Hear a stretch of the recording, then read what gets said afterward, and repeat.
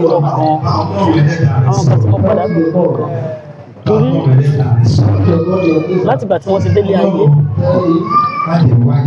mo kàn tó jẹ́ ayọ̀ Egbin ni mo rí ayọ̀ nínú wọn inú Egbin ni mo ti ráyọ̀ inú mi fi ń dùn so pàdánù tí mo pàdánù èmi mọ̀ pé èmi ni Egbin kú fún torí èmi nìyà jẹ jù ìmọ̀ bọ́ ṣe ń sanwó sùkúù ọmọ ìsanwó sùkúù ọmọ rẹ̀ ọmọ ẹ̀kọ́ tí mo bí Egbin ló jẹ́ kí n bí nígbà tí mo bí ọmọ yìí náà Egbin ló sanwó operation tí mo fi bí Egbin ló gbọmọ yìí Egbin gan ló jẹ́ kí n rí ìyẹn torí mo wà nínú february nígbà tí Egbin tọ́jú ọmọ ẹ̀dẹ̀ ìwádìí ayé ó dẹ̀ dúró pé òun ló ń bí ọmọ yìí báwọn làwọn máa tọ́ ọmọ yìí títí tó máa fi wọ yunifásitì so bí àyè para gan Egbin gan ọmọ ṣe rà bí wọ́n ń ra aṣọ school bí wọ́n ń ra aṣọ fọ́mọ ọdún gan mi ò mọ̀ so èmi ni mo pàdánù nínú ìrìnàjò mi kò sí nǹkan tí mo fẹ́ lọ́wọ́ ibi tí ò fún mi ì lè ronú tí bá jókòó pé mò ń ronú ní ìṣẹ́jú kan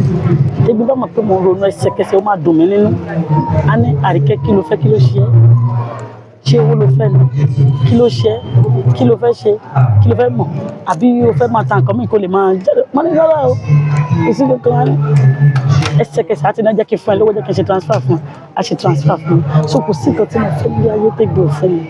báwo lè ṣe pàdé gan.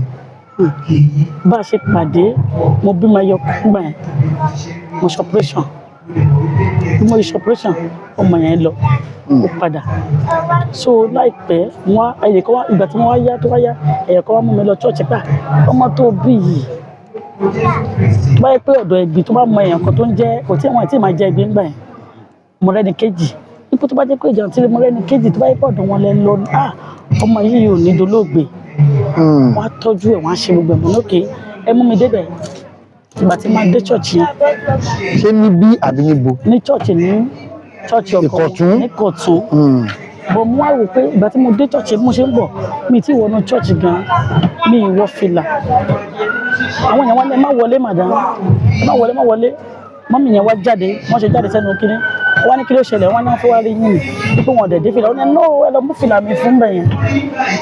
ìlà tí ẹ gángan wọ́n sá sórí wáyà oní fìlà mi ní kẹ́ lọ fún wọ́n dé fìlà Egbin mo wá wọnú church mo wá wò pé ìránṣẹ́ Ọlọ́run lélẹ̀ tó ṣe báyìí fún mi. àwọn tó dẹ̀ wà ń bẹ̀ dẹ̀ fẹ́ máa dá mi padà kí mi dé fìlà ibi ní kẹ́ lọ mú fìlà èmi dẹ̀ ti pinnu pé mi ò lè lọ kí ànẹ́sì mo máa ń lọ kí ànẹ́sì tẹ́lẹ̀ dáadáa ọ̀tí àwọn ìrírí kan tí mo rí bó ṣe ń sọ pé ó yẹ wá gùnkè by force ó yẹ máa ṣe báyìí mo ní mi láìkí kí ànẹ́sì mọ́ so ìgbà tí mo dẹ̀ wọ church wọ́n béèrè nǹkan tí mo bá lọ wọ́n sọ fún mi nínú ìran náà ti sọ mi ò ṣàlàyé ní ti àmọ́ ní wá ọ̀ church tí mo máa gbèrè wọ́n ní àǹtí ṣe mo máa wá church wa mo ní wá náà tí mo máa wá mà ó ní òkè ìgbà tó di Wednesday lọ́jọ́ yẹn tó di Friday Egbin pè mí wọ́n gba nọ́mbà mi àǹtí ṣe ń bọ̀ ní ṣọ́ọ̀rù lé ni mo ní mò ń bọ̀ mà wọ́n rò pé irú èèyàn wò lélẹ̀ kì í ṣe pé wọ́n ní ọlọ́mọ ọjọ́ àti ìrẹwà ó fine inú mi gan dùn pé mi ò rẹ́ni àtò rẹwà tó Egbin rí láyé mi wọ́n dàbí ẹja ni nígbà yẹn wọ́n fúnfún wọn mo dẹ̀ bẹ̀rẹ̀ sí ní wá church yẹn from there wọ́n bẹ̀rẹ̀ sí ní close mọ́ mi ṣe Egbin ò kí ń lọ lé anybody ní gbogbo church yẹn wọ́n máa dọ́jọ́ máa wá sílé mi ibi kan láìkì mi dé ńgbà tí mo débẹ̀ wọ́n máa ní àwọn fẹ́ lọ ra bàtà fọ́kọ àwọn máa fi parọ́ fún pé dáàdì mo fẹ́ lọ bá yín ra nǹkan wá o wọ́n á fi yẹn wá sílé mi wọ́n á ní mo fẹ́ wá kí yín ní àǹtí bọ́sẹ̀ kíní kan àjókòó àṣírí wọ́n dẹ̀ ti dé church wọ́n á pè mí ṣé èmi náà máa wá tá báwọn ṣeré from there ẹ wá ń wọra ní close ni. bó wàá ní ọ̀rọ̀ pé ṣe wọlé àṣẹ pa fún ẹni báwo ni ṣe wọlé. torí ìgbà tí mo lọ́dọ̀ wọn gbà yẹn 3 months lọ wọ́n wà gbà yẹn. ọmọ ẹ̀wọ̀n ọlá àbí ṣe mí lóore àkọ́bí àbí àbí kejì ok. ọmọ yẹn sì 13 years now wọ́n ti wọ 13 years nísìn 3 months ló wà nígbà tí mo dé church yẹn gbà yẹn so from there ìgbà tí mo dẹ̀ bímọ tí mo ṣe gbogbo ẹ̀ ń bẹ̀ wọ́n ní èmi fúnra mi ń gbà ìgbà tí mo débẹ̀ mo sọ pé mo fẹ́ máa rìn pẹ̀lú wọn kájọ máa jáde àjọ máa ń ṣeré o dáadáa but mo ní fẹ́ máa tẹ̀lé wọn lọ sí program tó máa ti ń kọrin ní rárá wàá jẹ́ ní akọrin fún 3 months tó bá ti jẹ́ ní fún 3 months wàá lè wọlé wọ́n ṣàǹpọ̀ ìgbà tó wáyá mo jẹ́ ní akọrin torí tiwọn gan even gan mo tún sọ pé mo tún fẹ́ kọ́ṣẹ́ lọ́wọ́ wọn gan mo tún kọ́ṣẹ́ nọ́ọ̀sì lọ́wọ́ wọn mo tún ṣe nọ́ọ̀sì from there tí mi ṣe nọ́ọ̀sì má jáde mo fẹ́ lọ gba shop wọn lọ kọ́ṣẹ́ build mo ṣe kọ́ṣẹ́ build láàrin ìrìn àjò. ọjà àwọn ilẹ̀kẹ̀ build yẹn mo kọ́ mo wá tún tí má tún ṣe build màá tún wá kọ́ fẹ́ gbígbé ìgbà mo wá ṣe lè fún yín ó wà lọ́jọ́ kan mo wá fẹ́ gba ṣọ́ọ̀bù mo wá sọ fún Egbin pé mo fẹ́ gba ṣọ́ọ̀bù wọ́n ṣàpèrè fún mi wọ́n ní olè kọ́dẹ̀ bọ̀ wájú mi pé ìwé kan ń bọ̀ lẹ́tà kan wọ́n máa fi lé mi lọ́pọ̀ àwọn rí mi ní etí yanrìn funfun wọ́n fún mi lẹ́tà mọ́kì ní ìmọ̀ lẹ́tà tán fẹ́ fún mi kàn ló ń tèmi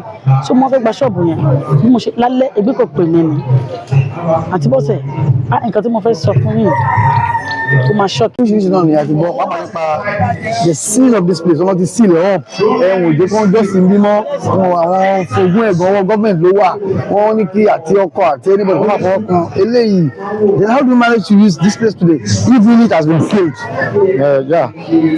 The issue of maybe if the church has been sealed or not. It's not that the church is not sealed and it's not closed. But temporarily, because of what has been happening, immediately my wife departed, about the issue of who is going to be the head, who is going to whatever, you know. As for me and my children, we don't have interest in this place. Our wish is for the church to continue. But you know, when governments are in charge of a particular place, they are so intelligent, and when they see what people are doing, they have to instruct that everything should be on hold for now until we hear from the government that the church should continue. But to the glory of God, there is programs are going on here. People are doing program in the name of this church, and I want you to believe something. Church cannot die, you know. Church cannot die. So if we are not going to operate this at church, one way or the other, we are still going to hold program here very soon, and this place will continue to move. Then the issue of government being involved in this, how did you arrive at that? You know, my wife, like I told you, she's very intelligent, and I said it earlier. She called me earlier that before she departed, when she was alive, that she needed a lawyer. She wanted to write her will and this and that, and I encouraged her to do that. Though I didn't know she was going to pass on.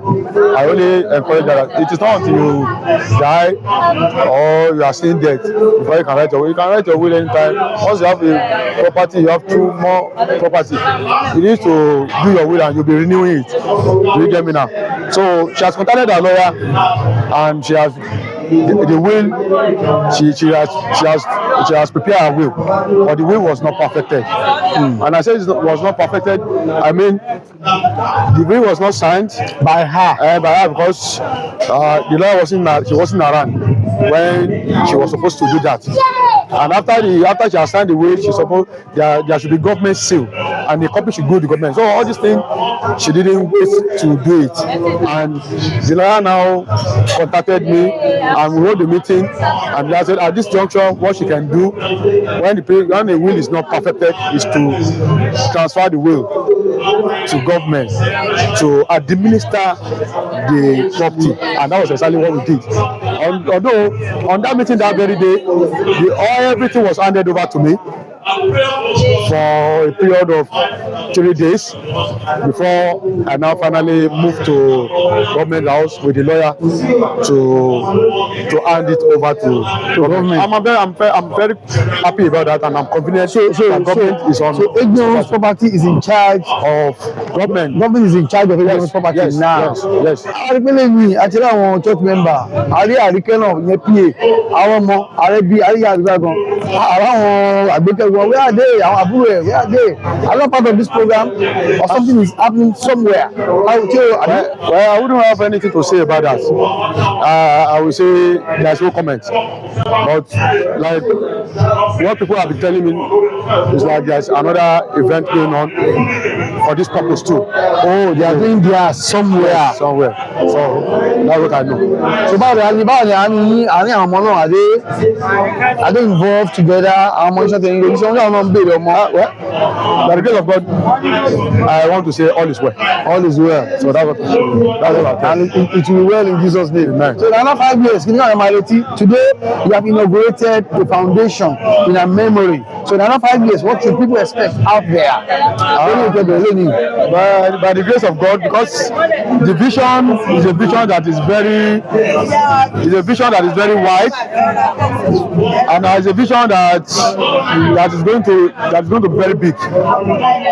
By the grace of God, when we are marking 5 years, we are going to have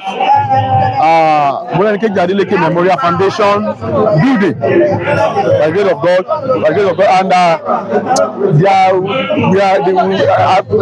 pray we are going to have orphanage where motherless children will be taken care of in the name of this foundation. And by the grace of God, in the next 5 years, this foundation will be all over the world, and people will be seeing it on the internet. And we will be going to prisons to render help. We'll be going to hospitals to render help, and motherless and rest of that. By the grace of God. Thanks so much, sir. Ọlọ́run á gbà fún ibẹ̀, sir. Amen.